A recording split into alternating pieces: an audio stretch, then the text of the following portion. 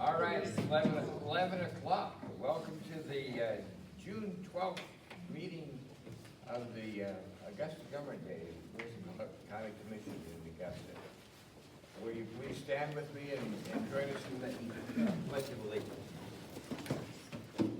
I pledge allegiance to the flag of the United States of America and to the republic for which it stands, one nation under God, indivisible, with liberty and justice for all.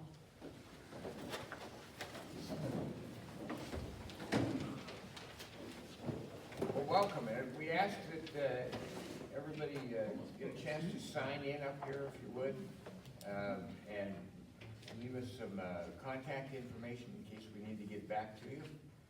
We'd appreciate that. In fact, Will, would you mind passing that around so folks can Pass sign? the hat, we can.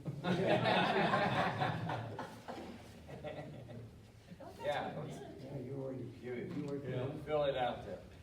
We do have copies of the agenda here too, if you're interested in, and you can. Do you want me to pass them out? I'm Yeah. good at that. That'd be great. That ladies have to do. Yeah. Thank you. All right. got I'm Tom Rolfe. I'm chair of the commission for this year. This is Commissioner Candy Spain and Commissioner Andy Hunthausen. Over here to our left are Roger Baltz, our chief administrative officer for the county, and Jenny Chambers, who's the director of public works and planning. And we've got a great crew from the sheriff's office today, Sheriff Dutton, Officer Bragg, and Mike Halford. And so, before we get started on just couple of little announcements, thought you might be interested in. If you've been following the 250-year anniversary of the Declaration of Independence that we're going to be celebrating, there's a couple of events going on down in Helena, but I want you to know about them. On Saturday, June 27th, there's going to be a kickoff to America's 250th. It'll start at the new Heritage Center at 5 o'clock, and then at 7:30 it's going to move over to the lawn of the Capitol building. Should be a lot of fun. And then on July 8th, the city of Helena is holding their celebration, and we're going to join with them on it for the 250th celebration. That'll be at the Montana State Capitol Flag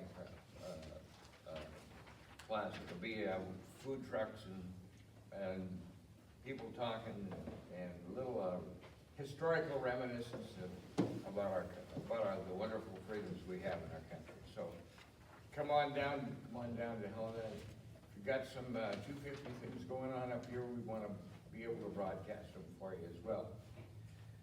All right, we'll start off with the sheriff's reports. Sheriff Dutton. Thank you, Mr. Chair.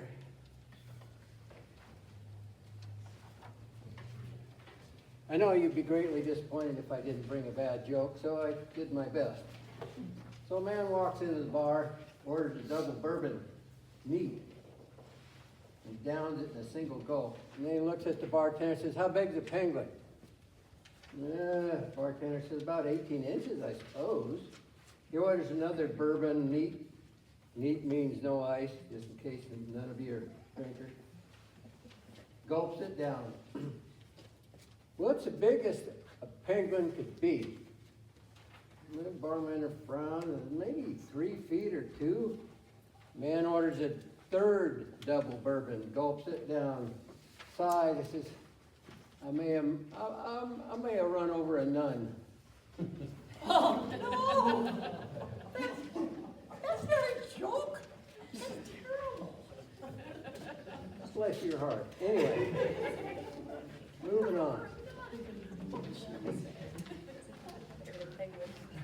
I said bad jokes. I mean, you might as well laugh. They don't get any better from here. So, anyway, the sheriff's office has been busy. I'll bring up your deputy that's stationed up here for Helena. The jail is, for some reason, extremely full. It was 159. Our capacity is 164. We have pretrial program that has a lot of people in it. And you wonder why do we have so many people in jail? Well, you commit a crime, that's where you go. So what pretrial does is try to reduce some of the bond or put some other provisos that you have to do so you can get out of jail and you can stay and work and do those kinds of things. It's budget time. We went through the budget and that'll go through a public hearing. One of the things that you should know is some of the inflation that's going on eating into the mill levy. Right now is not a good time to ask anybody for more money or anything like that. We're gonna make do with what we have. It's difficult, I'll tell you that. I had to cut 1.5 million out of our budget. We try to pay well, and that cuts into it, so we had to cut 8 cars that we have a rotation of cars that we're gonna go through. But again, you only have so much money.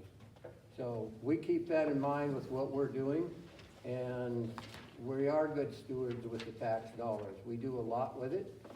We go out for federal grants when we can find money for material things. The property tax does pay for wages. That's where that comes from.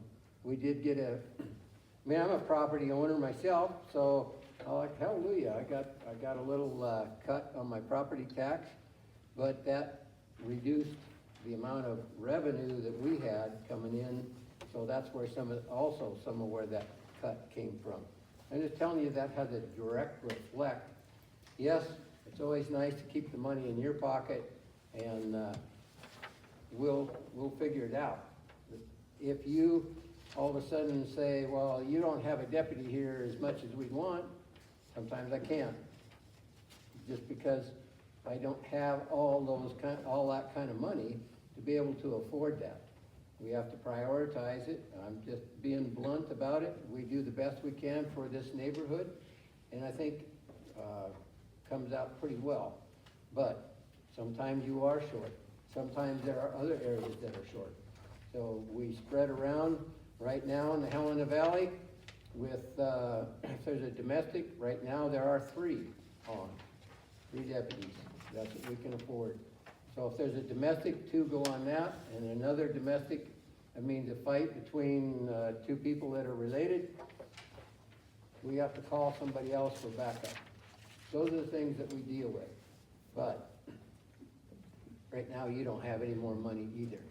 So if you wonder, sometimes deputies do their best about being in a good mood when they get to you and treat you like you're our bosses, because you are.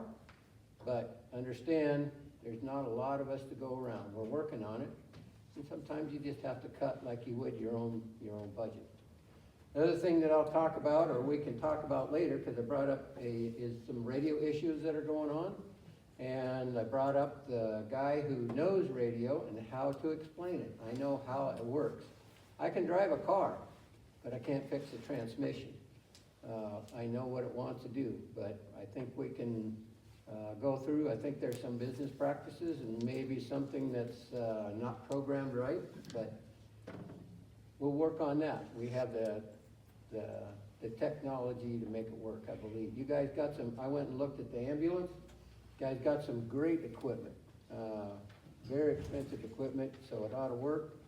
I think right now Jack and Charlie Taylor are working on the ambulance to see if we can fix it, and if there's things with the ambulance, I'd like to have a little meeting afterwards to go up and look, see what the problems are, hear them out, and see what we can do to fix them. So, and I got to meet, well, one of you this morning.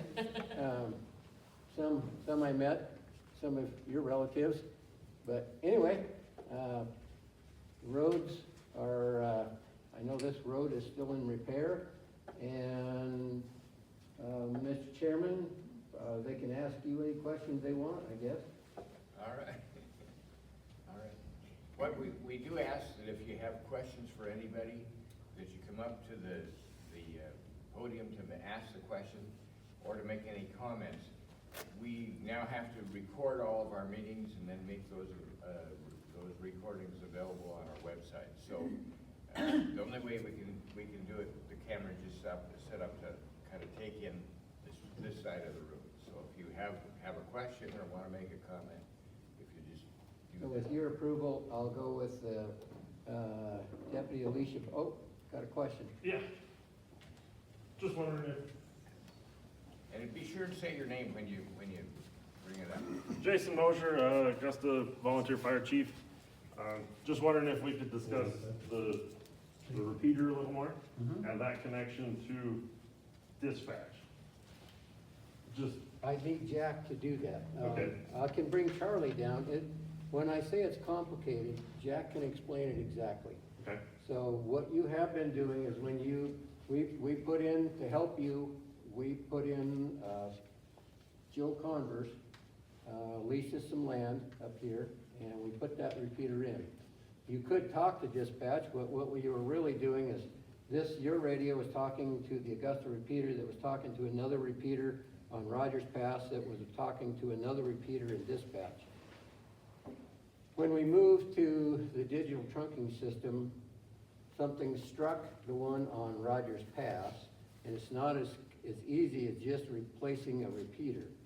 So that's why I wish Jack was here. He just explained it to Charlie, and I'll bet you $100 Charlie can't explain it. But there's a system that does work. So we're gonna go up, the Augusta repeater, you can use that to talk back and forth. I don't think you could ever use the Augusta repeater to talk from Great Falls back here, could you? you could communicate from, like I know the ambulance could hit it as they were driving up 10th, they could tell dispatch that they were arriving at the hospital. Okay. And I think really what that was doing is going right over the mountain And after the, we want to get it fixed, but we'll have Charlie come in, not Charlie, but we'll have Jack is up right now doing the programming on the Augusta ambulance radio. The programming, I'll tell you what I saw, which was dysfunctional. The knob that you used to change channels was changing zones. So when you change zones, that changed personalities in your radio, and you had programmed into EMSD1 Augusta repeater. EMSD1 should be the trunking that you use, and then Augusta repeater is labeled, they were cross-hobbled. The EMSD1 was programmed as Augusta repeater, and that became evident as soon as I clicked the button. So some of those things, we can go out and do some radio testing and find out he can explain why it's not talking to the dispatch. To dispatch, Yeah. which I understand, I guess I understand or kind of understand to the best of my knowledge, the disconnect between the repeater and dispatch directly. Part of the issue we're coming up against is the trunking, which is what we're using now, doesn't have as great a coverage as we were getting with the repeaters, so depending on where we're at, we cannot talk directly to dispatch. It's trying to talk to somebody else and not directly, which can become a hazard for Sure. whatever. Yep. Another part of it is we used to be paged over the repeater, and because as of right now, we have cell phones, Right. which that coverage isn't that great either. Like where I live, about half of it, where I'm generally at, doesn't have cell coverage, so we're relying on the repeater and that page to come through there, which that hasn't happened since November now. Right, well, I can't believe it was that soon. So what you're having is that the old software that we bought 20 years ago, they don't make it anymore. So that system is going away. You can't buy the software to make that paging system work. They don't sell it. So as far as the interface from, the one who helps us with that is county, the IT, information and technology, they house the base infrastructure of that, and the interface with the paging system, it's failing and you can't buy it. So we have to figure out something else. And Jack has some ideas. That's why Rural Fire has been on this for some time about how do we get ahead of this change. Some of it, Motorola, whatever company wants to sell you a pager on this. That's difficult because they don't work. The paging system on the frequency worked probably the best. Now we have to find technology that could do that, which you had, does work, to be able to page over the frequency. But they really don't, companies don't like to sell those because they want to sell you a phone. So it's difficult for us to make you happy when we can't buy it. So Jack has an idea, and that's why I'd like to meet after to talk about his possible solution to paging. I'd like to get you off of frequency paging, but we need to see what you need to succeed. And it's, some of it's spendy. Some of the pagers are like $600 a piece. Mhm. So, And that's what, I mean, the department had purchased some analog ones that would have worked with the repeater yeah, to try to cover myself, some of the outlying people that, for cell coverage is. the problem is getting from dispatch to that repeater. So that's the thing we gotta talk about, how, I need How to him make to, that- yeah, I'll have him come down if he's still there, so you can be wowed with his knowledge. I won't even pretend that I know. All right. You guys can get together a little later and figure that out. I'll call him while you're talking. I'm sure everybody would love to hear a 5-minute or 10-minute presentation of how this works.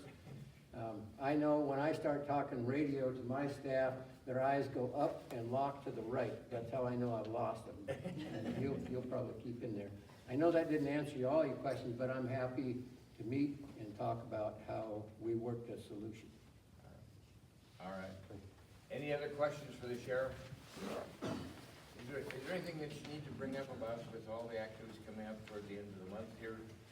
Yep, that's part of the plan, thanks. All right, good. But we're gonna cover local first. Deputy Bragg. Thank you. Hello. I haven't met any of you in a professional capacity, so that's good. I think everything is going well up here. I'm trying to leave everybody alone. That's how I operate. I am whittling away. I'm able to check our warrant list, and it was at 10, and now it's at 7. And they're not bad warrants. These are puny little seatbelt warrants, nothing dangerous on the warrant list. We do have a guy that's 96 years old that does not live in Augusta anymore. He's in Washington. I did confirm he's still alive. However, I'm not gonna find that guy, so I don't have jurisdiction in Washington, so can't take care of that one. I think everything else has been going well. The complaints that I have gotten are like speeds and stop signs, and I think I'm doing well with that one. If I'm sitting at the stop sign mean mugging everybody, it seems to work. So if you don't make me turn my lights on, then we don't have problems, so. Anything else? I am still up here, I live up here. I get 3 days off in a row, so I think that's what the sheriff was saying, like, my 3 days, I'm in Helena with my husband and my family. So, if you don't see me around, doesn't mean I've abandoned you. I just get I work 5 days on and 3 days off. So wherever we're at in that rotation is why you don't see me around, so. And then if the Lincoln or Wolf Creek guys are on their days off, I have to go make a trip through their area too or handle their calls, so. If you don't see me around, that's why. Any questions for me? Any gripes for me? All right, thanks. Thank you. Thanks for what.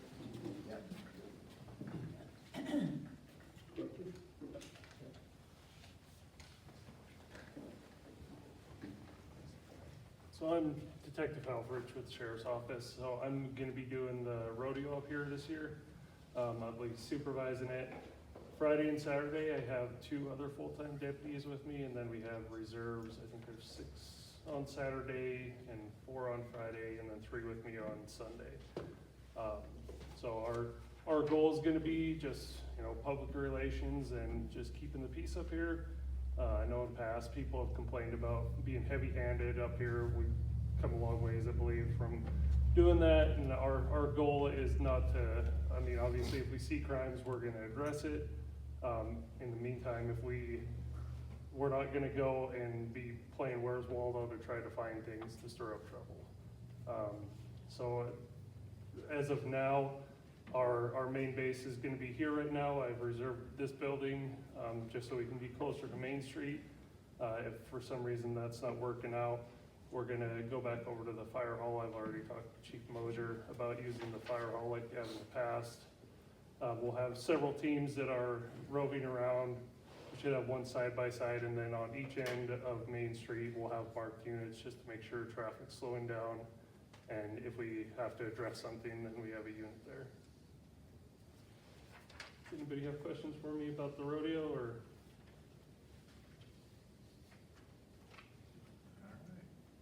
You give me your number. Yes, I have to, my work number, I always forget.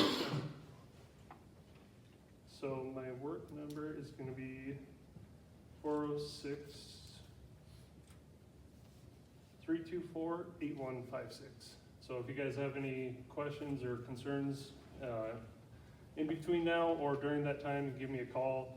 I'm working on currently, obviously there's not any rooms available in Augusta here. I'm working to see, I haven't got confirmation, but possibly being up in Shoto, so it will be a quicker response and coming all the way from Helena. All right, any questions for? Yes. I am working that weekend, but I'm not assigned to the rodeo, so I will be roving outside of the rodeo. So I'll be checking in with him, but I will be around to handle everything outside of the rodeo experience. Yes. And we'll respond to calls in the Augusta area if something pops up as well, during that time frame. Yes. Come on up if you would. Oh, I don't have a question, I just wanna say thank you Appreciate it, for thank you. everything you guys do. Thank you. All right. Anything else for the sheriff's department, sheriff's office? Thank you. One thing, Don't you? Sorry, Sheriff. Jack is on his way.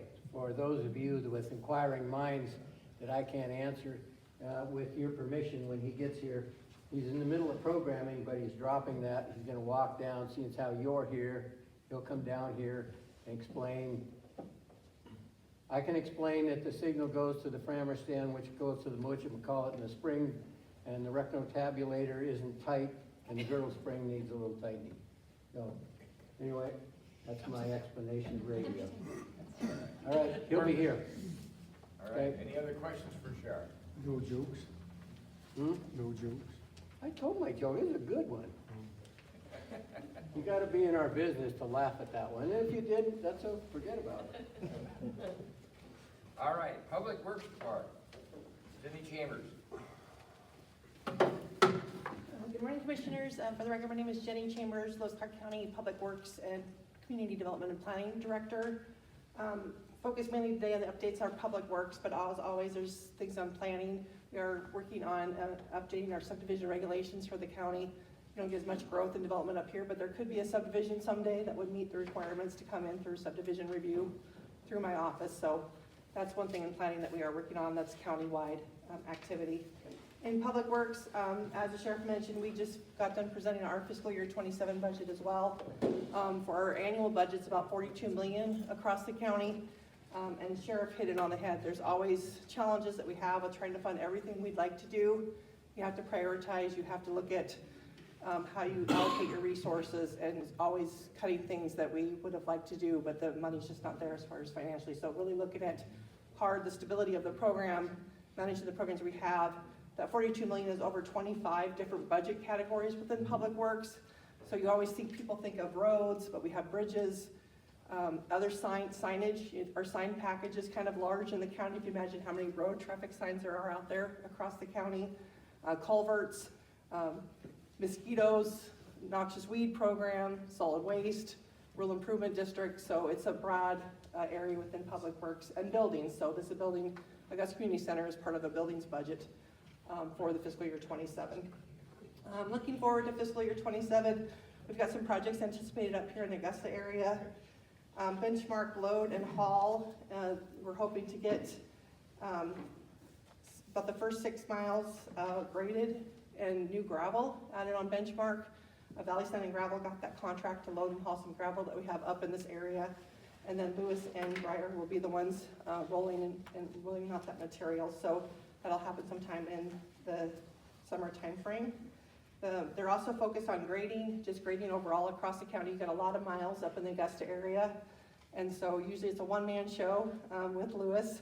But I am happy to announce today that we do have our new seasonal hire that's here as well, is Breyer Mills, who has recently just joined Lewis. That is going to be a seasonal worker, so he'll help out during the summer so that we have a water truck driver with a grader, but also in the winter for snow plowing as needed.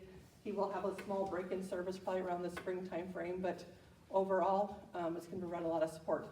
It will also help us with succession planning. So Kevin was always worried about what's going to happen if Lewis leaves, who's going to know this area. So we're having some cross connection and training based upon activities and getting another equipment operator trained. So those are some of the projects they're going to be working on over the summer. We're also going to mag chloride the middle 6 miles of Sun Canyon Road. That is about every year we're able to do the first, we rotate 6 miles. That's 18 miles for Sun Canyon. So this year we're going to be doing the middle. Next year it'll be the end and so on. That's all we have money for, is to do it in those piecemeals based upon that 3-year cycle. So with those two being hired, I did want to mention just overall within the road department in general, I have vacancies across Public Works, but in my road and bridge department, I have 5 vacant equipment operators. So if you think about the county, there's only 13 of them total. 5 is a lot of vacancies. We're good and we're well staffed up here in Augusta. Lincoln has no equipment operators right now in the Lincoln area. One of them has been advertised since October of last year. So we're having a hard time getting recruitments. A lot of it is housing in Lincoln area, but we also have a couple in Helena that we're hoping to get good successful hires for. So that impacts our overall resources. Sometimes Lewis has to go help Sean in Wolf Creek and so on. We have to kind of divide and conquer amongst the county. Some good news though I wanted to share. So with the budget conversations, as you guys have heard in the past, we are pretty active and always looking for grant opportunities to get revenue and funding sources that doesn't then come out of the taxpayers' dollars from a local taxpayer dollar standpoint. MDT had the opportunity from last legislative session where they were allocating $3 million for bridges. It's called the Better Local Bridge Program. They gave, I think, 5 days notice in order to get first come, first served to get a grant application in for that first $3 million. And then each October, it'll be up to $10 million that's available statewide. We were able to secure $608,000 for the Birdtail Creek over Flat Creek Bridge. So we currently have a Montana Coal Endowment Program planning grant for Birdtail Bridge in place. We're hoping next legislative session we'll get $700,000 for that bridge as well. So between the $700,000, if we get that through the Montana Coal Endowment Program, and then the $608,000 we just received for the Better Local Bridges, that bridge will also be paid for with 100% grant funding and a little bit of just match money from the county on that particular project. So again, the ways we can find money to save money impacts our budget and overall long term. That's in addition to the work that's underway right now with Augusta Clemens Bridge. So that one is also 100% funded by other grant money that we received in the past. We're just finalizing the design and hope to maybe start construction next spring, summer on that project. So just some exciting news is on that front. One last update I wanted to provide is this is not a Lewis and Clark County project, it's the Montana Department of Transportation Highway 21 project. But since I was coming today, I asked them for an update to share with you guys, and then I can provide you their contact information if you have any questions specifically for MDT. But they said that, MDT said that they've had crews working long hours for 6 days a week. They currently have the Elk Creek Bridge and the Elk Creek Overflow Bridge in place.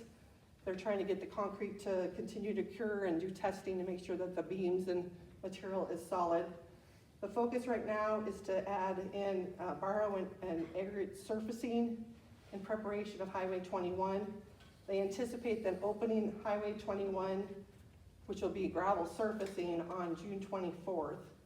And that says that they're looking positive, but there's always the idea for delays, breakdowns, or other factors that could exist. So their goal is to have it open with a gravel surface on the 24th of June. After the road is open, they will still be required to complete remaining work such as paving, seal coating, grading, revegetation, and other items. And those will all take place under a lane closure. So they'll probably have one lane closed while they're doing work on the other side, and vice versa. And then they said just to have me remind folks that it's closed until open, and refrain from driving into that work area because the road is still closed. So, and that would include the commissioners. I was in that As seat. a little birdie told me this morning, you guys just kind of went through to check things out. So give them space, let them do their work. They'll get it done a lot faster if we're able to give them some patience. They are, I think, trying really hard to get it done, I know, before the Augusta Rodeo, or at least get it open so you guys get traffic in this particular area. So that's what I had today. Commissioner, happy to answer any questions. All right. Good. Any questions on public roads? Yes. Well, on Public Works, yes. Yeah, Public Works. Come on up, and if you just state your name and your question. My name is Tim Little, and I'm the president of the Augusta Area Chamber of Commerce. And first and foremost, I want to say thank you for all the communication. We greatly appreciate you pushing that to get that road open for us, because this is basically our Christmas.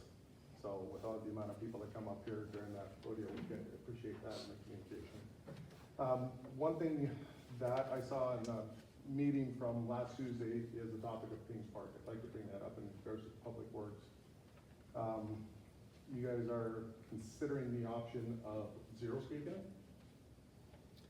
Mr. Chairman, committee members, yeah, the question came up about the well, and the well ran dry, and whether or not the county would invest money or look at replacement of the well, or drill it a little bit deeper, fix it, or whatever's needed to get water to irrigate it, or the idea of maybe, just dry landscaping it to try to reduce the water. There was a lot of concerns, I think, last spring season about water use in general. Other members' wells were going dry. There was concerns at Ping Park when that well went dry, as well as we lost our well at the Lincoln, or at the Augusta shop for Public Works. So we were just cognizant of, our wells drying up. Are there concerns? Maybe we look at other options for less use of water in certain locations. So yeah, that idea came up as part of that idea for Ping Park. But it's certainly not a done deal. It's certainly Correct. open for public feedback and comment. Yeah. Correct, and Yeah. that's kind of, we got together as a Chamber of Commerce on Wednesday, and we had a few discussions, and we would like to have the opportunity to present a possible solution to you guys. I know with budget cuts and all the things that are going on, I have a letter here that I would like to present to the board so that you guys can review it. I'd like to take a moment and read it if that's okay. Dear Lewis and Clark County Commissioners, the Augusta Area Chamber of Commerce has submitted in this letter to you today to express our desire to assume ownership of Payne's Pioneer Park on Main Street in Augusta, Montana. As the county continues to have conversations about xeriscaping the park, it is the desire of the community and the chamber that that park be donated to the Chamber of Commerce. Over the last several years, the Augusta Area Chamber of Commerce has taken sole responsibility for the upkeep, management, and maintenance of the park. These efforts have included lawn care, fertilizer, labor to replace the pump for the well, you guys paid for the pump, mowing, raking, and ultimately major upkeep of the park as a community. We submitted hard cost receipts, as I shared, to the county for reimbursement, while most of the time the chamber absorbs these costs out of our own budget. We have taken great responsibility in making sure the park offers green space, shade, and place for locals and visitors alike that visit our community. As Augusta continues to grow as a destination and strengthens its community assets, we believe that management of the park at the community level would allow for greater responsiveness to local needs, enhanced maintenance, expanded programming opportunities, and increased community investment in the park's future. As the Augusta community and the Augusta Area Chamber of Commerce has a strong tradition in volunteerism, stewardship, and collaboration. We have shown a consistent commitment to taking care of its community and each other, as well as preserving and improving resourcing offerings and amenities for our community. Kings Park is one of those that's included. By bringing both ownership and continued management of Kings Park under the Augusta Area Chamber of Commerce, we believe we can better coordinate maintenance efforts, pursue grant funding opportunities, and continue to enhance visitor experiences while preserving the park's green space. We recognize and appreciate Lewis and Clark County's stewardship of the park over the years and decades, and view this as a productive opportunity to build upon that foundation. We would appreciate serious consideration by the county to turn the park's ownership in its entirety over to the Augusta Area Chamber of Commerce. Kings Pioneer Park is a valued community asset to this town. As a chamber and a local community, we are committed to ensure it remains a vibrant and well-maintained space for future generations. And we look forward to working collaboratively with you guys in regards to this venture. All right, thank you. Thank you for presenting this opportunity. We can take a look at it. And I know when the county does sell property, we have to get an appraisal and Sure. sell it at a fair market price. And we have to make it available to virtually anybody that wants to buy it competitively. But let's see what all the options are and how we might approach it. So You gotta start the conversation somewhere, right? that's right. That's wonderful. Thank you. Thank you. Any other thoughts, Roger, on that? Mr. Chair, I think this is a great opportunity for us to explore with the community, and we should do so fully. So thank you very much. Thank you very much. Appreciate it. Thank you. All right. Any other comments on that? Jenny, do you have something more? Nope, that's all I had. But I just wanted to thank Lewis for being here and Breyer for joining the team, and being part of the county team. Appreciate it. All right. Sheriff. Come on up, Jack. Okay. This is real name Jackson Brooks, go by Jack. Has a military background from the Marines, and been here a year? Just over a year. Just over a year. So he can explain what I was trying to muddle through. So the question is, why doesn't the Augusta repeater work? Take it away, sir. Okay. Good morning. Like Sheriff said, I'm Jack. I'm your communications system manager for the county, or better known as the radio guy. Before we dive into the specifics of the repeater, I'd like to just quickly explain some nerd stuff real fast. So basically, within the county, really within the state, we have two different types of communications assets. We have conventional assets, which is what the repeater is, and then we have trunking assets. What a trunking asset is we've got 136 towers across the state that all communicate to each other and ultimately reach back to the jail here in Helena. And that's the brains of the system. What that means is that you can be within coverage of any one of those 136 towers anywhere throughout the state, and on the channel that you want to talk on, it reaches all the way back. So I could be in Miles City and I can talk to Helena Dispatch off of 17 different towers all reaching back. This repeater is not one of those assets. So it's designed to work locally. We've been able in the past to tie it back into Helena Dispatch. The way that it does that, started from dispatch in Helena, it goes from dispatch over the microwave system to the system core in the jail, gets on the microwave, rides all the way up to Rogers Pass, gets out of the microwave, goes into what's called a megaplex, into a multiplexer, into a Quantar, to a 4-line analog converter, all the way down here to Augusta. So I say all of that to say that it's a little complicated. That whole complicated piece up at Rogers Pass, that path is broken. And the equipment that was used to enable that to happen is pretty antiquated, fairly out of date, and needs replacement. And so I'm looking at what is the best path forward to enable that reach back all the way back to Helena Dispatch. The great news is that we live within, here in Augusta, within coverage area of trunking assets, meaning that we can use our trunking talk groups to be able to reach all the way back to Augusta. Whether we're here, whether we're in Helena, wherever we are, all of that stuff works. What I would like to do in the future, in the near future, is reestablish the Augusta repeater connection to dispatch. In the more distant 5-10 year future, is actually turn this repeater also into a trunking asset, so that we're gonna have coverage that ties everything together. So I've got a lot of plans for the future. That's kind of the status of why it doesn't work the way that it used to, but other assets that we have available to us to effectively do the same thing that we used to be able to do. Are there any questions? Yes, Sheriff. They also asked about paging. Yes, sir. Paging. It is not lost on me that the paging systems, the multiple systems that are in place, have struggled or outright not met the standard in the past.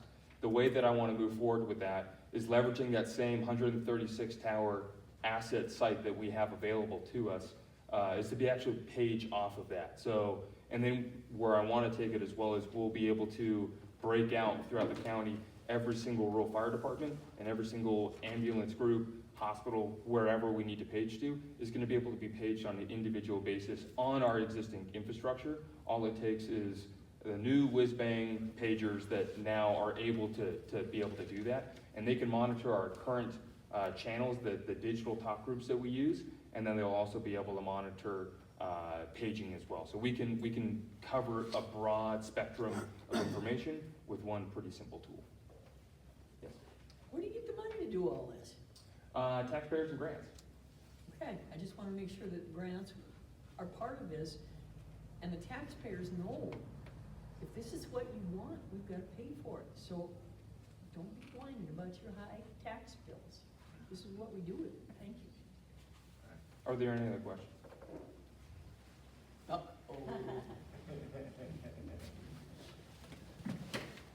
Jason Mosier, Augusta Fire Chief again.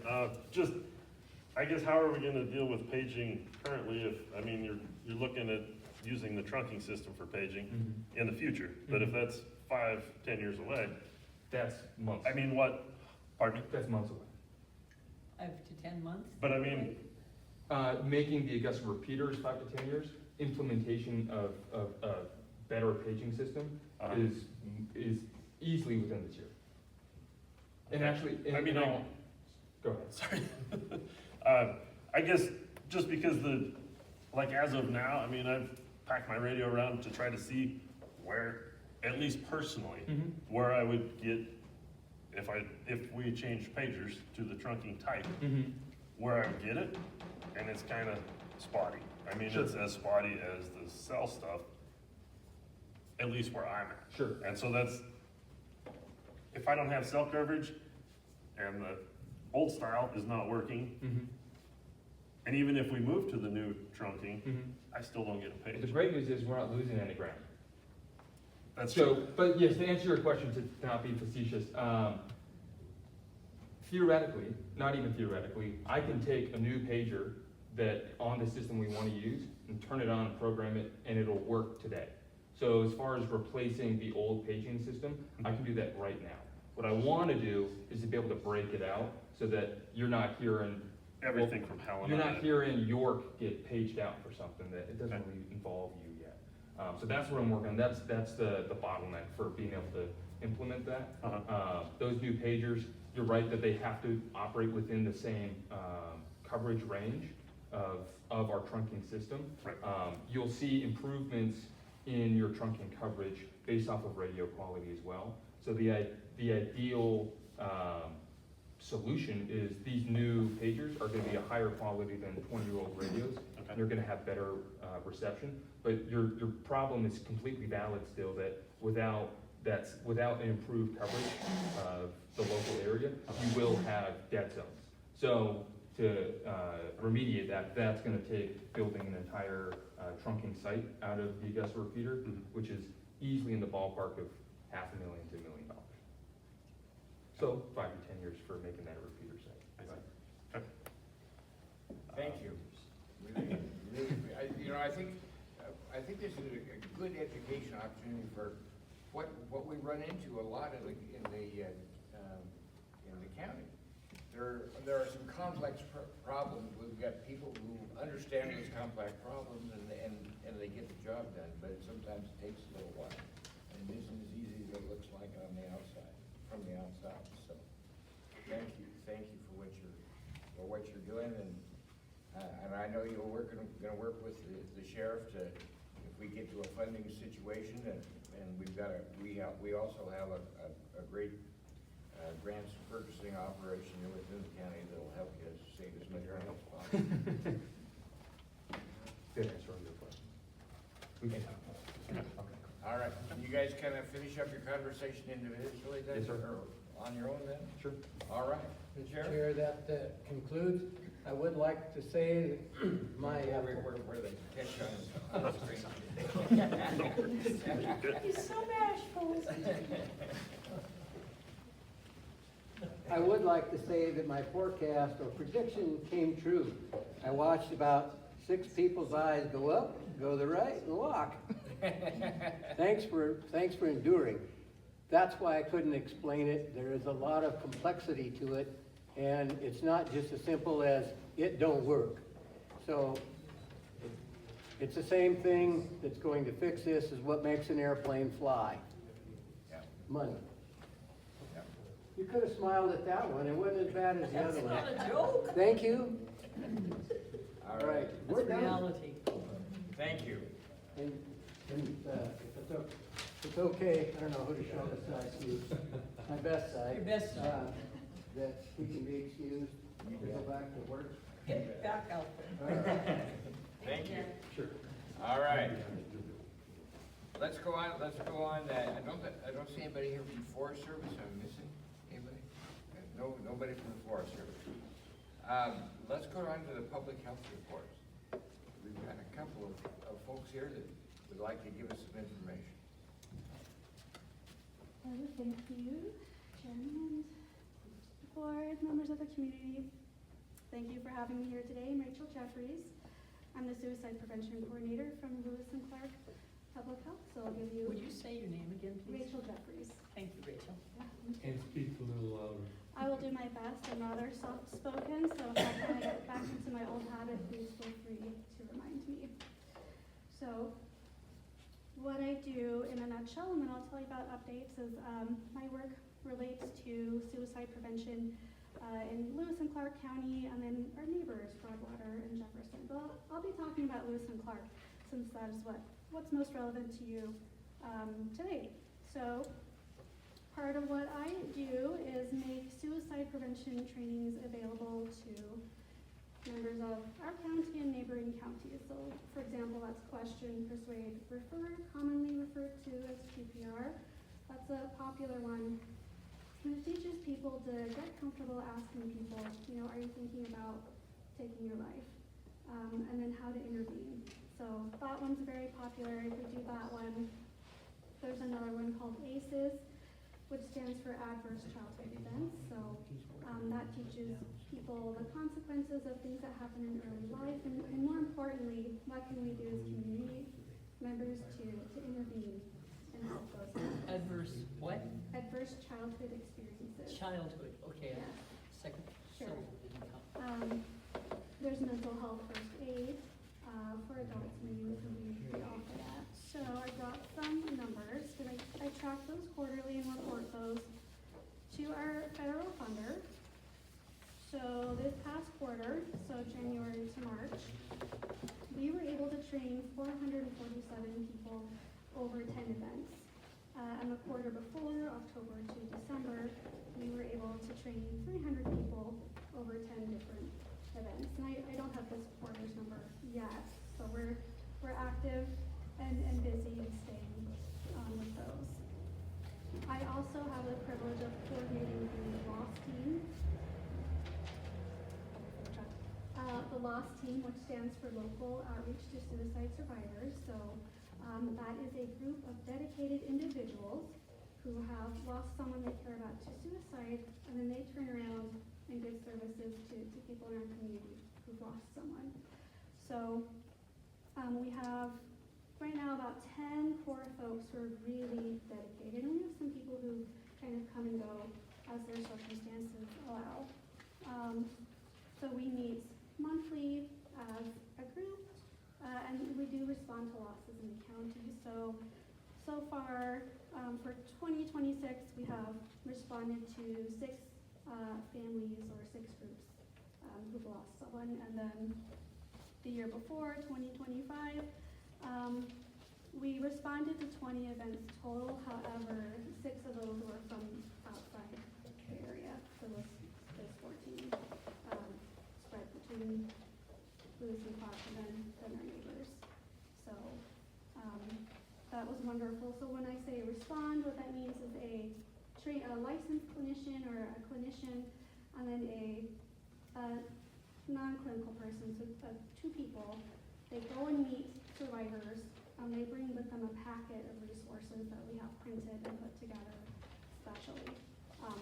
So that could be, and it's a range of things, so it could be restoration services, funeral home information if they need it, so all those practical things, plus information about AFSP, which is the American Foundation for Suicide Prevention.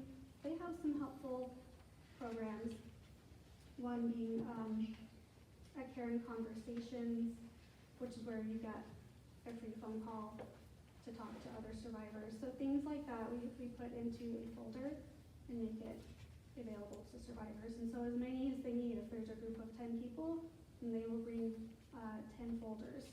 And they put them in a really nice bag. And then there's also a book written by Paul Cornett for suicide survivors, and then some tissue and things like that. So really, really meaningful and impactful program.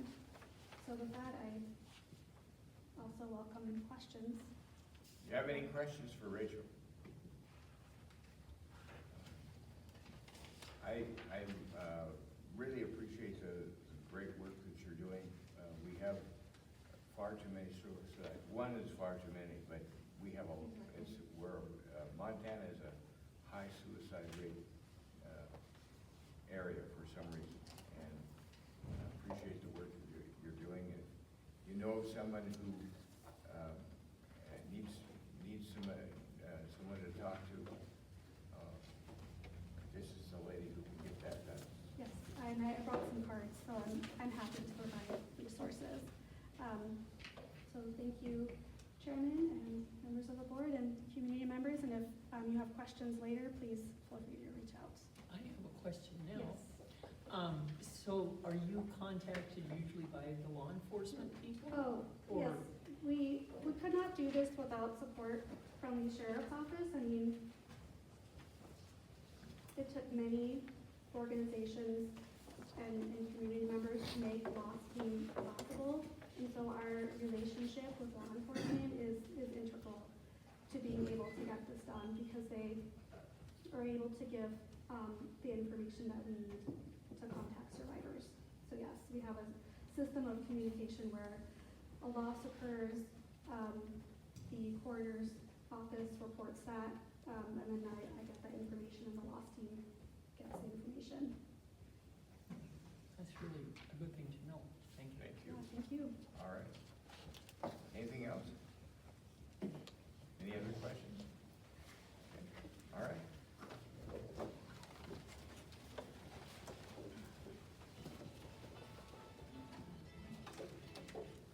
Hello, Mr. Chair and members of the commission. Hello, community members. Thank you for being here today. It's my privilege to also bring updates from Lewis and Clark Public Health. I am Jessica Dorrington, and I am the Behavioral Health Systems Improvement Specialist for the county. And so over the last several years, there's been a national best practice, which is a design of a crisis system called Crisis Now. It's not any one program, it's kind of these 3 pillars that are all about providing the most appropriate level of care, the least restrictive level of care, and it's about resource allocation, so reducing the strain on law enforcement and reducing the strain on hospital systems, and it's a win-win for everybody involved. So the 3 pillars I'm going to talk to you about today, the first one was established here in Montana in July of 2022, so we're coming up on the 4-year anniversary, and that is the 988 system. So there's always been a crisis line for people to call, but this, much like 911, is a lot easier to remember. It's just 3 numbers, 988. It provides 24/7 trained crisis counselors. It is, our call center here for this region is in Great Falls, and it's non-judgmental. They answer the phone within seconds. It's free to everybody. And they really encourage people to call for any form of emotional distress. So there's been a lot of talk about removing the word suicide in some of this messaging, because the idea is to call before it gets to that point, right? So it's part of prevention work as well.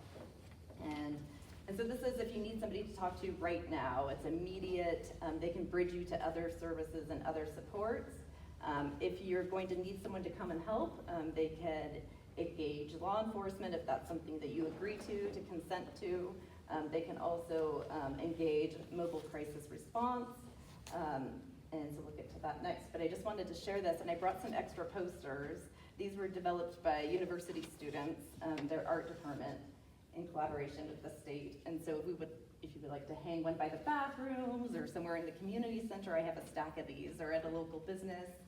And so 988 is a really great resource. And that was the pillar out of the 3 pillars that was built up for our use here first. The second service is someone to respond. And so that's if you need someone to come to wherever you're at. And law enforcement has traditionally provided that. We have a mobile crisis response team that's ran by St. Peter's Health in Helena, and they're able to collaborate with law enforcement if you need to talk to somebody over the phone, or if law enforcement needs to consult with them. We just built up our team so that they will be officially 24/7 on July 1st, and so they are pretty much there right now. And instead of just one person on that team, it's now a 2-person responder team. And so we have a mental health therapist, and we also have a peer support or a community health worker, just to provide some lived experience, and they can sometimes relate to a person in a different way. And so that can be engaged through law enforcement. Because of the time it takes to travel, it can be used maybe in a different way. So we're going to work on some of those linkages and those relationships, so you have that support here in Augusta. And then the third pillar is somewhere to go. So this is an alternative to the emergency room and an alternative to hospitalization. It's a safe place for somebody to just kind of de-escalate, be in a calm, supportive environment. It's a building with a lot of natural light, like a home-like atmosphere. With 12 reclining chairs, and we just opened about a month ago. So that's called the Journey Home program, and it's open 6 days a week, and now in about a week it'll be open 7 days a week. So that's a place that you can drop someone off. They take walk-ins. Law enforcement can bring someone. It's voluntary, so it's they would need to be there on their own accord. But there's a lot of help and safety and support in a very therapeutic environment provided there. Is that 24 hours a day? It is not 24/7 yet, but they are working up there with staffing, so they're open till midnight on several days. And then really working toward that 24/7. So staff have been onboarded and trained, and there's a couple more positions to fill, and hopefully we'll get there. So again, this Journey Home program, it's not long-term care. It's not a holding cell, it's not detox, but what it is a really safe place to go where their needs will be met, and they'll be bridged to other services. So anyone can be in crisis anytime. This is for everybody, not a certain, so we're happy to have these supports in place. What this ties into as well is another part of my work with the coalitions. We have a behavioral health local advisory council where members, about 50% of our membership have lived experience with mental health services as consumers of mental health or behavioral health services. So as we collect data and analyze the needs, a lot of feedback comes from this group of what is needed in our communities and in the county. And so I will leave some brochures, or if anyone's interested, this is a monthly meeting. We have providers at the table, we have advocates at the table. We do presentations on different services that are available. And people can call in, if you're not able to drive to Helena, there's an option to call in online and sit in on these meetings. So this meeting belongs to you as much as it does to us. It's for people in the county that have an interest in mental health and behavioral health. So I invite everyone to participate who has interest, and I guess I'll turn it over to questions. All right, any questions?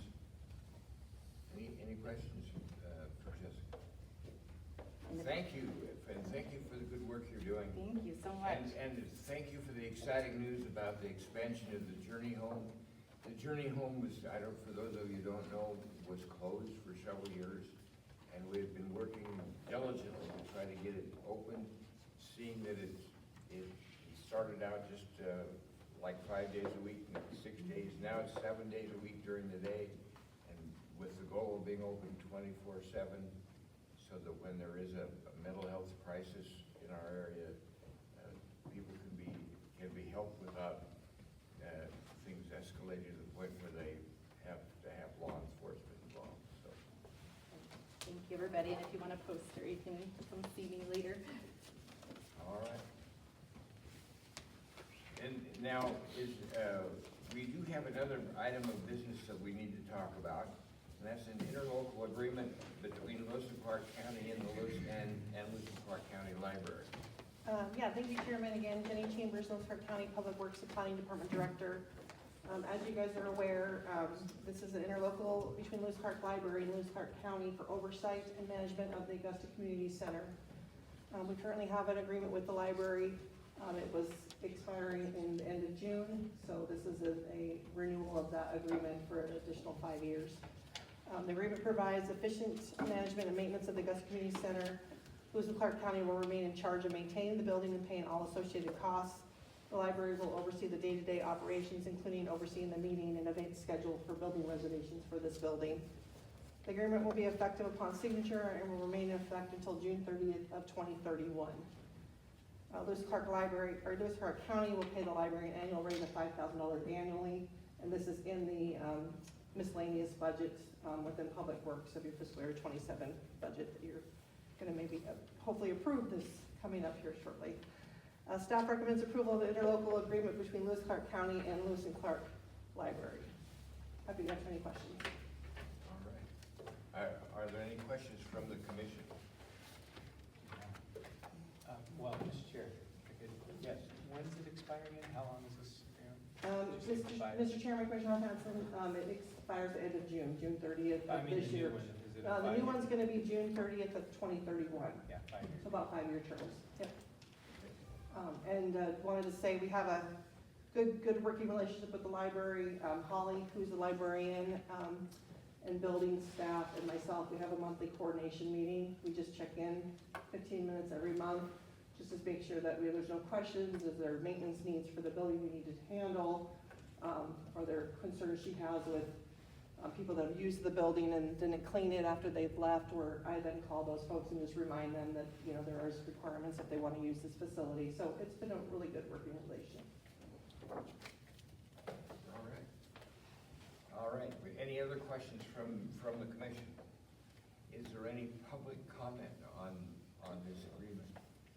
We're going to take formal action on it one way or another. But is there any public comment?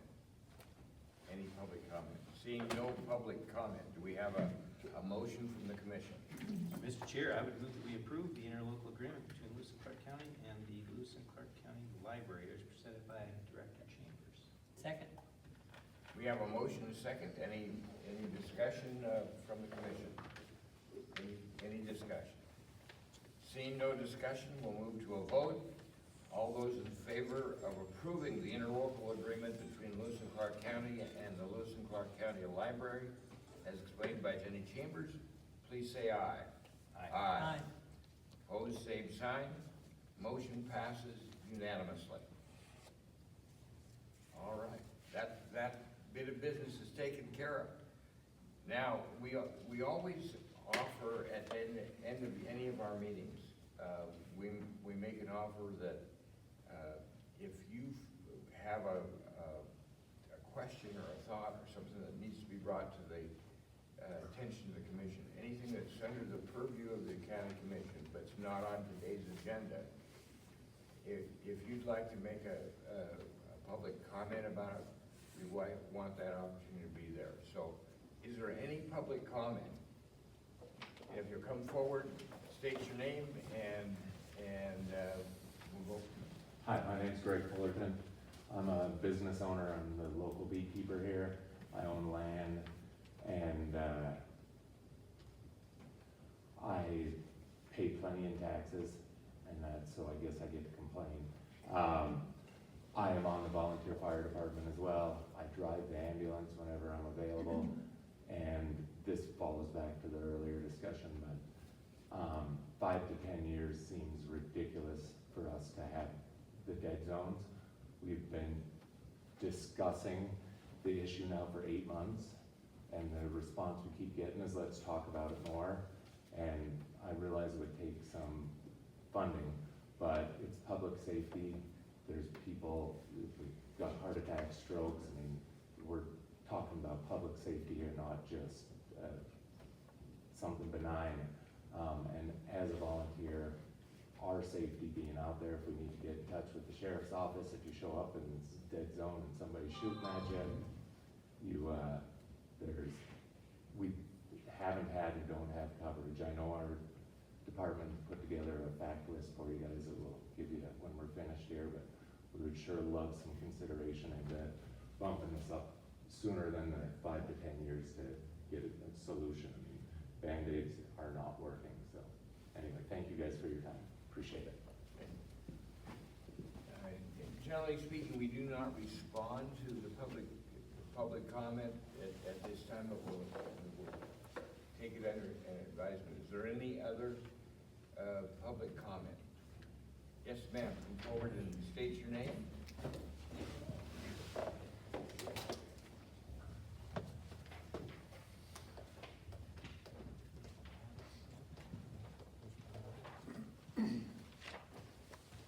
My name is Carrie Bouchard, and first of all, I'm a leader for the 4-H club, and we use this building every month for our 4-H meetings, so thank you for doing that. And I crack the whip at the kids, clean this place up before we leave. So we vacuum, we sweep, and I do the bathroom, so anyway, but thank you for that. And thank you for all that you do for us in Augusta. And I have some exciting news and an invitation to you and to all of you. Augusta, I'm here not for the 4-H today, although I'm taking my grandkids to Helena in a little bit for a project meeting, but I'm also the president of the Augusta Area Historical Society. And exciting news, you may have heard because I've worked with some of the folks at the county level. We have purchased a property, and our new address is 117 Broadway Street. And it's a lot that we purchased from Bill and Charlene Schrader. And our intention is to build a new museum for Augusta. And we're very excited about it. And at our last monthly meeting, we decided we better have a party, a groundbreaking ceremony party. So set your calendars for July 11th. I know it's the day after your next meeting, but we want to have groundbreaking, and we want to have some of you folks join us at 11 o'clock in the morning at 117 Broadway. It's right across the street from the highway department. And we have the big trailer there. That's our storage unit. One of the storage units. The other one is at Larry's place over there. But all of you folks too, July 11th, we're going to have not just a groundbreaking, but we'll have a picnic, and we're going to have some music and just a good fun time. So just needed to share that and invite you to come. I'll send an official invitation, and hopefully I get some folks to come. Yeah. So thank you all. Yes. I have a question. Mhm. Have you been in contact with Pam Attardo? Yeah. Okay, I mean, she is the queen of, what can we do to make this work? So, Yeah. okay. Yeah, Pam and I have been in contact for And Paul Putz, I don't know if any of you remember him. He was my mentor when we first started the Historical Society about 27 years ago, so, yeah. Wonderful. Great. Yeah, Okay, any more questions? Any? wonderful. I'd like to talk with you afterwards. All right, right, thank you. All right, is there any other public comment? One final comment, for me anyway. I'm changing hats on this one. Tim Little, I'm also a volunteer fire department here, and I'm a part of the Augusta Fire District. In preparation of the radio thing, we did just want to have you have some background knowledge in regards to what we've experienced over the last number of months and our calls. So we have put together something for you guys to at least review so that you can see what we've gone through over the last number of months when it comes to that. Thank you.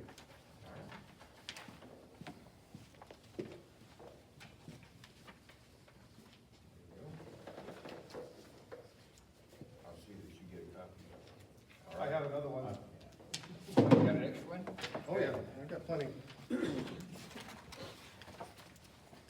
did you give one of those to the sheriff? He left before I could give him one. Okay, he's up on the, But I'll make sure If he you wanna gets a give me copy. one, I can give it to him. All right. Cause he took Jason. Okay, good. All right. Is there any other public comment? Mr. Chair, Yeah, yes, right. for Tim Little, could you Yes, sir. just please make sure we've got your contact information on the sign-in sheet or the best way to follow up with you about the Ping Park discussion from earlier? Yes, sir. My phone number's on there. I'll make sure my email's on there too. Thanks much. Silent sheet, oh, there it is, okay, you got it. All right. Is there any other public comment? Roger, is there anything that you'd like to add? No, thank you. All right. Thank you for coming.